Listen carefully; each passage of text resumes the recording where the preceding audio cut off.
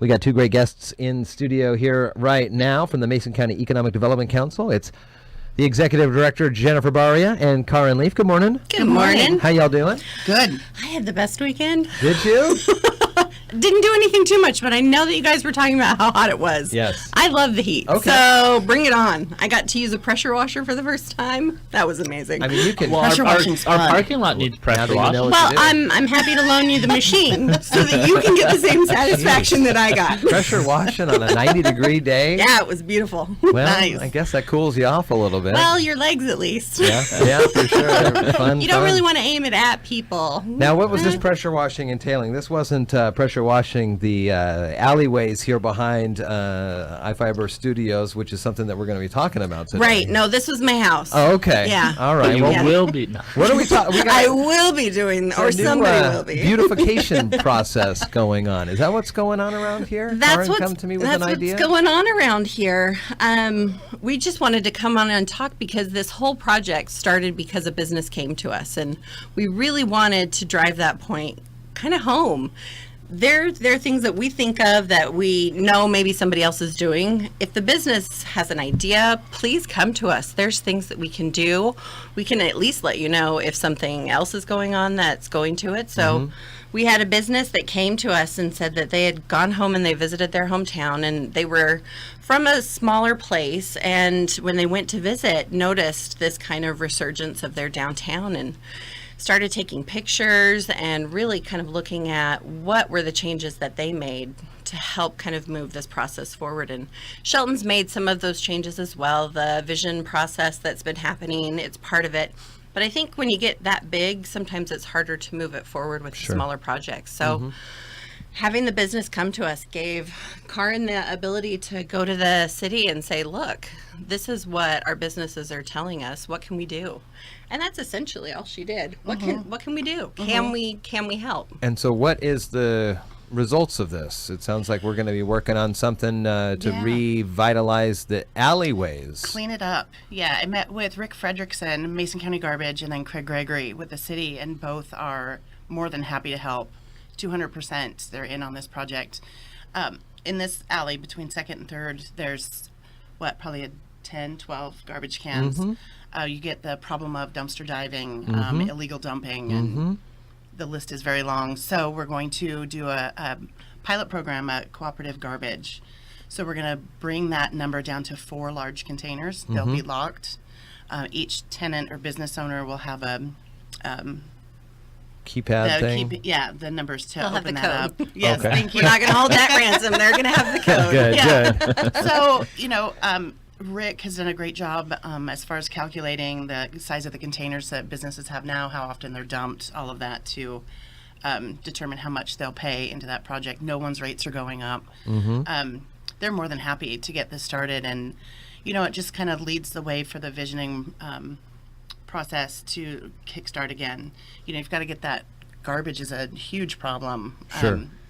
That's got to get cleaned up before you can smell really back there is kind of And who really feels safe traveling up and down an alley if we're going to use that alley as space? If you go to small communities or even larger cities, those alleyways are prosperous. People have little sitting areas, and so there's some avails and opportunities for that, you think? Well, and that's a great buffer one because you've got Mo on both sides. You've got Craft at one end and you've got Smoke and Mo's at the other. And Sure. They've already started outdoor seating. Why not? If we can clean up that alley, pressure wash it. Everybody bring out their pressure washers. It'll be a party. Paint it. The city's committed to doing street sweeping now that there's not going to be as much there. Let's talk about what we can do. Tables, chairs, lights. All discussed with the city, and the city is moving forward with it. So how would this work out then? Obviously, with Smoke and Mo's and Craft there, those are 2 restaurants that bookend that alleyway. But if this were to go out into other different alleys around the city, how would that look? And would those be used the same way? I mean, or is it just a chance to revitalize and not make it scary if you need to pass through an alley? I think it's a chance to give it the ability to see it as something different. So there are places that have different restaurants. They might not be attached to the alley, but if there's outdoor seating, they'll grab their food and go and sit outdoors. The bookstore's right there. It's just a beautiful day. If you've got people, if you can get that foot traffic going, they're going to need places to sit. Whatever it is they're doing, sitting on a computer and typing, if you can do that outside when it's a beautiful 80 degrees and put your headphones on and sit at a table and go. I think those are the type of things that you as the consumer start looking at and saying, well, maybe I can't go and sit outside and just sit there and do my work. We can work so remotely that if we can get that moving. If there's stuff in the alleyways, chairs and tables and seats like that, how will Mason County Garbage be able to continue their cleanup? Well, the tables that Craig has offered from the city will be smaller bistro tables and they'll be to the side. Okay. Talking with our fire marshal, Chief Patty, they do need egress through that alley. So, it's nothing that we can block off, but we can have some things to the side. So, make it a little more vibrant downtown. What's the timeline on this thing? It's getting cleaned up this week. Wednesday. Very nice. Yeah. Have all your containers out in the alley. They're going to swap them out. And, again, it's a pilot program. We'll see how it works. And if it does, great, we'll move it on down to Treasures. See what happens. And I love pilot programs. You move one direction. If it doesn't work, you can adjust. It's not set in stone. You're able to just kind of navigate through the issues that come up and move forward. Sure. Just keep Smoke going. and Mo's outdoor seating, that was a pilot program, right? Right? And that was just And about that a year seems ago. to be going pretty well. about that, I saw a Facebook memory pop up of when the city was laying the cement in there. Yeah. So you've got Scott Bernard that's opening a tap room on Railroad, and I went over and talked to him about ideas for his doorway that he's put in for on Railroad, and talking about outdoor seating. Craig's more than happy and can't wait to talk to Scott about having some outdoor seating there too. And I think it's fun. I enjoy going to Mo's and sitting outside. Yeah, it's a little hustle bustle. Well, it's also, we work on big projects sometime that when you're talking infrastructure, you're talking years projects. Yeah. At the minimum, at least like 3 Sure. for the bigger projects. This one is fun because you can talk about it, you can see the progress, and you can move forward from that point where, I can talk about a water line and you guys are like, yeah, okay. Yeah. So you mentioned it's a pilot program. How long before each phase to kind of tweak things? And we'll see it here on Wednesday-ish, and then that'll last for, a month or so, and then move? At least, I hope. Yeah. Just to see if make sure it works for everyone. The people that we've talked to are more than happy to participate. They love the idea of having it cleaner back here, safer for employees to go to their vehicles, take out the garbage, that kind of thing.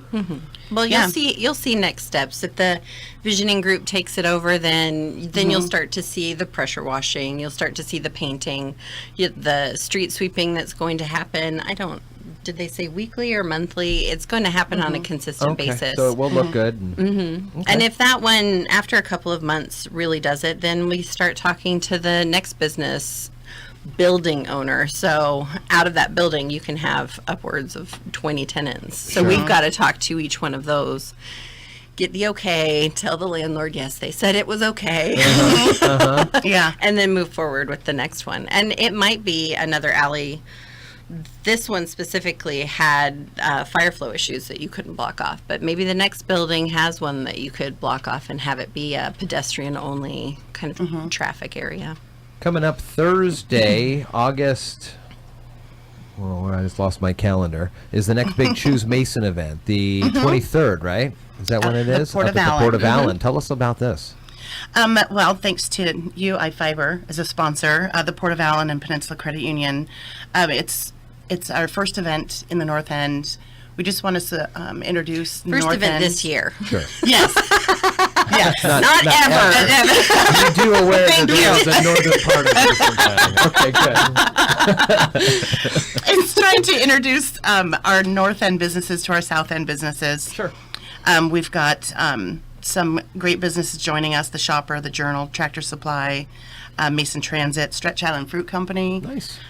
Suspended Brands, WorkSource. We're hoping to get Seattle Shellfish for some seafood. And we've got Bent Vine Brewery joining us hello. with Yeah, no public pressure, but Cool. That's going to be a lot of fun. It is. And it's always good to have more connectors between the two communities. well, when we ask people, what do you know about your community, or did you know this business was there? There's quite a few of the businesses out there. We've got about 4,500 businesses in this county. The ones you see, the ones that do business here, are a small, finite kind of package deal within that 4,500. So getting those people out to network with each other, being able to make those connections. We've got companies that can feed into other companies' supply chains, but they need to get that networking opportunity. So Cool. Karin Leaf, Jennifer Baria here from the Mason County Economic Development Council. You can find them just up the road from us at 310 West Coda. They're also right online at choosemason.com. Also the Facebook. We'll put the links in the show notes here. So updates to the alleyways in the downtown Shelton area, and a great Choose Mason event coming up on the 23rd of August, which we'll continue to remind you about as we move forward. Good to see you two. thanks Good for to see having you. us.